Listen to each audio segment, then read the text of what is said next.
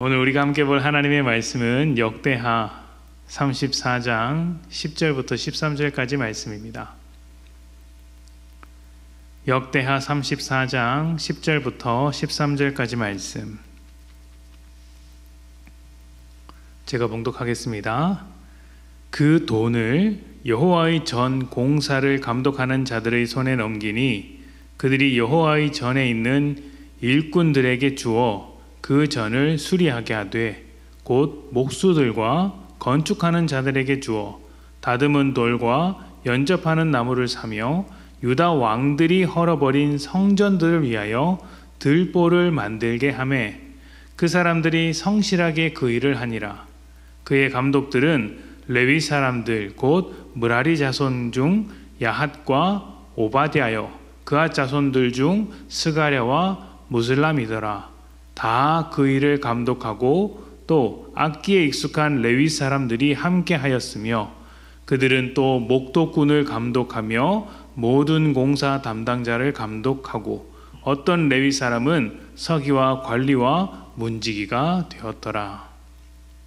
아멘. 오늘 말씀은 요시야 왕이 성전을 수리하고 돌보기 위해 헌금을 분배하는 장면입니다. 사실 이스라엘 역사에서 사울과 다윗 그리고 솔로몬을 제외하고 가장 주목받는 왕 중에 한 사람이 요시야입니다. 8살의 왕이 된 요시야는 하나님께서 보시기에 정직했다라는 평가를 받은 칭찬받는 몇 안 되는 왕이었던 것이죠. 그가 이런 칭찬을 받은 것은 뿌리 깊게 남아있었던 우상을 대대적으로 제거했고 나라를 개혁했으며 성전을 회복했기 때문입니다. 특히 내일 말씀에 나오겠지만 성전을 수리하는 동안 말씀책을 발견하고 그 말씀으로 큰 회개 운동을 벌인 것으로 유명합니다. 자, 그런데 조금 이상한 부분이 하나 있습니다. 이스라엘 역사 속에서 칭찬받는 왕들의 모습을 보면 하나같이 우상을 제거했다는 것입니다. 하나님의 백성이라고 불리고 있지만 우상과 더 가까워 살아가는 것처럼, 더 가깝게 살아가는 것처럼 보였다는 것이죠. 누가요? 이스라엘 백성이 그랬다는 것입니다. 그리고 이런 장면은 한 번이 아니고 몇 번이나 반복해서 일어나고 있었습니다.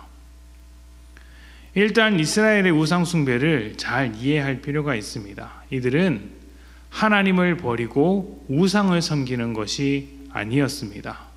하나님의 입장에서는 버림받는 것이었으나 이스라엘 백성들 입장에서는 하나님을 버린 적이 없습니다. 다만 하나님과 우상을 함께 섬겼습니다. 그리고 여기서 한 걸음 더 나아가 하나님을 우상과 같은 분, 하나님을 우상처럼 여겼던 것입니다. 일종의 혼합주의라고 할 수 있죠. 특히 성전에 우상을 세워서 우상을 위한 제사를 드리는 일이 굉장히 많았습니다. 하나님께 제사하는 그 자리에서 우상을 세우고 우상에게 제사했다는 것이죠. 그렇다고 하나님께 제사를 드리지 않은 것은 아니었습니다. 하나님께 제사하고 우상에게도 제사한 것이죠. 그래서 성전에 들어가면 마치 종교 박람회를 하는 것 같았고 아주 혼란스러웠습니다. 더 놀라운 점은 이렇게 혼란을 주고 있는 이스라엘 사람들은 자신들이 단 한 번도 하나님의 백성이 아니라고 생각해 본 적이 없다는 것입니다. 왜냐하면 지금 그들은 우상과 함께 섬기고 있기는 하지만 하나님을 섬기면서 제사도 드리고 절기도 지켰기 때문이죠. 수많은 우상이 섞여 혼란스러운 상황이 반복되다 보니 성전은 이전의 모습을 유지할 수 없습니다. 그러니 이스라엘의 종교개혁이 일어날 때면 항상 성전을 회복하고 성전을 수리하는 일이 따라왔다는 것이죠. 오늘 말씀을 보면 성전을 파괴한 주체, 성전을 수리할 수밖에 없도록 만든 그 주체가 누구인지 보여주는 장면이 있습니다. 11절 후반부에 보면 유다 왕들이 헐어버린 성전을 위해 수리를 맡겼다라고 합니다. 외부의 군대가 침략해서 성전이 무너진 것도 아니고 어떤 문제가 생겨서 사람들에 의해 성전이 파괴된 것도 아니고 왕들, 하나님의 통치를 보여주고 하나님의 백성들을 잘 이끌어야 할 그 왕들이 성전을 헐어버렸다라고 이야기를 합니다. 그리고 이 말씀이 요시야 때의 일이니 아마 그 앞에 있는 세대의 왕들, 할아버지 므낫세나 아버지 아몬을 말하는 것이겠죠. 이 두 왕은 히스기야 때 제거한 우상을 다시 받아들였고 하나님과 함께 섬기는 것을 주저하지 않았습니다. 이것은 하나님의 백성이라고 스스로 자부했던 그들의 믿음이 얼마나 형식적인 믿음이었나라는 것을 보여줍니다. 하나님의 백성이라는 이름을 달고는 있지만 사실상 하나님보다 세상을 더 의지하고 우상을 더 사랑했다는 것이죠. 여러분, 우상이 보장해 주는 것은 무엇입니까? 실제로 보장해 주는 것은 아니지만 우상이 스스로 이것을 보장해 준다고 말하는 것이 있습니다. 성경은 그것을 탐욕이라고 합니다. 우상 숭배와 탐욕은 같은 말이죠. 실제로 므낫세와 아몬이 통치하는 기간은 이스라엘 나라가 나라로서는 번영하는 기간이었습니다. 잘 사는 것이 하나님보다 우선순위에 있던 시기였다는 것이죠.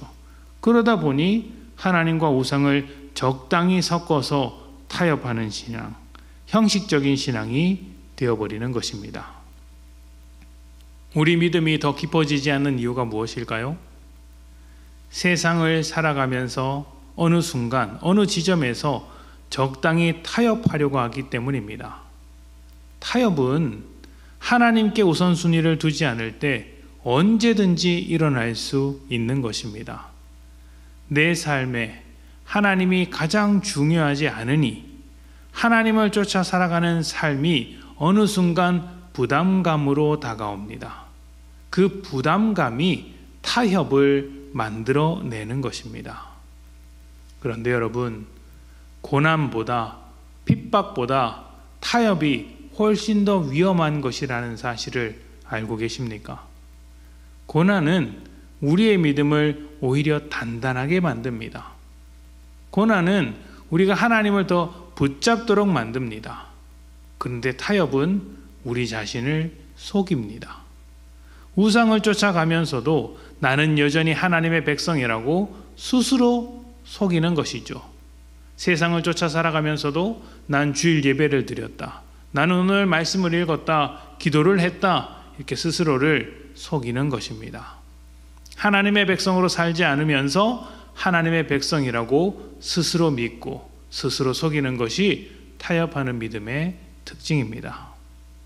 이런 타협하는 믿음이 되지 않도록 가장 먼저 여러분의 중심을 바로 세우십시오. 절대 타협하지 마십시오.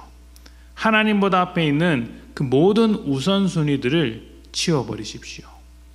하나님을 중심으로 두고 살아갈 때 우리의 삶에 새로운 회복이 시작될 것입니다.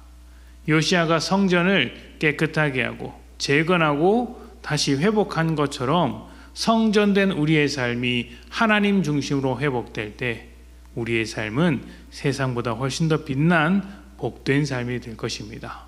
하나님께 우선순위를 두고 중심을 바로 세워가는 복된 여러분 되시기를 축복합니다. 우리 함께 기도하겠습니다.